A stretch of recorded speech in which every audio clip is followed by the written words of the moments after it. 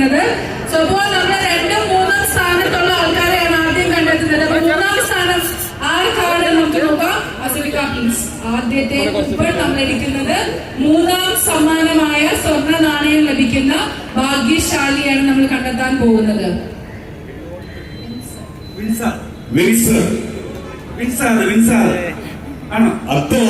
Front തന്നെ വന്നു.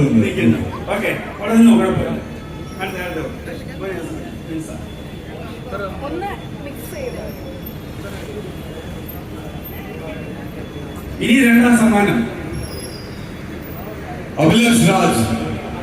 അഭിലാഷ് രാജ്. അവിടെ സ്ഥലത്തുണ്ട്.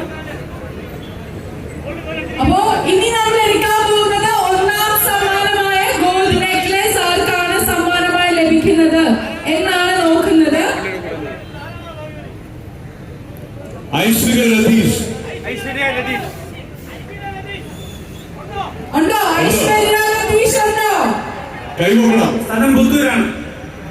ഐശ്വര്യ രതീഷ് പുത്തൂർ ഉണ്ടോ? ഇല്ല എങ്കിൽ നമ്മൾ അടുത്ത ആളിലേക്ക് പോകും. 1ാം സമ്മാനത്തിന്റെ പകുതി തരാൻ താല്പര്യം ഇല്ലാത്തതുകൊണ്ടാണ് നമ്മൾ അടുത്ത ആളിലേക്ക് പോവാണ്. യെസ്. എ ഷാനു. അബ്ദുൽ അസീസ് പിതാവിന്റെ പേര്. ഷാനു ഉണ്ടോ? ഇല്ല. അടുത്ത നറുക്കെടുപ്പിലേക്ക് പോകട്ടെ.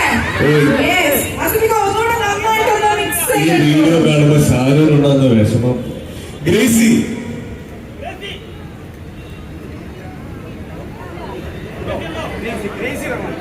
ഗ്രേസിയാണ്. ഗ്രേസിയുടെ പിതാവ് ഹസ്ബൻഡ്. അത് പറ്റില്ല. ആള് വേണം. ശരിക്കും ഗ്രേസി ചേച്ചിയുടെ ഉണ്ടോ? ഇല്ല. യെസ്. നമ്മൾ അടുത്തതിലേക്ക് പോവാണ്. ശരിക്കും ആള് വേണം കേട്ടോ. പേരും അല്ലെങ്കിൽ ഒന്നുകൂടെ ഉണ്ടായാൽ പോരാ. അശ്വതി.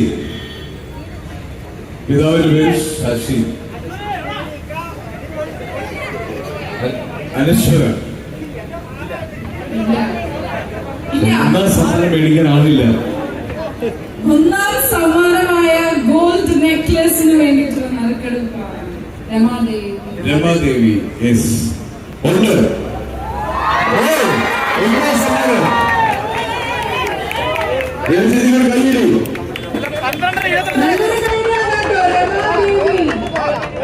ചേച്ചി നമ്പർ ഒന്ന് വെരിഫൈ ചെയ്യണം. മൊബൈൽ നമ്പർ മോളില്ല. ഇല്ല. ആളില്ല. പഠിച്ച ആള്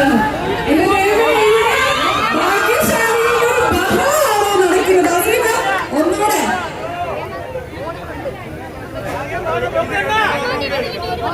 സ്നേഹ സജി. സ്നേഹ സജി.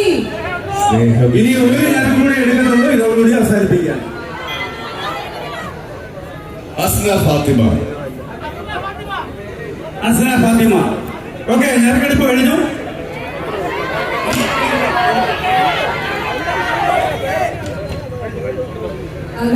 നമ്മുടെ അടുത്തതായിട്ട് നമ്മുടെ ലോഗോ ലോഞ്ച്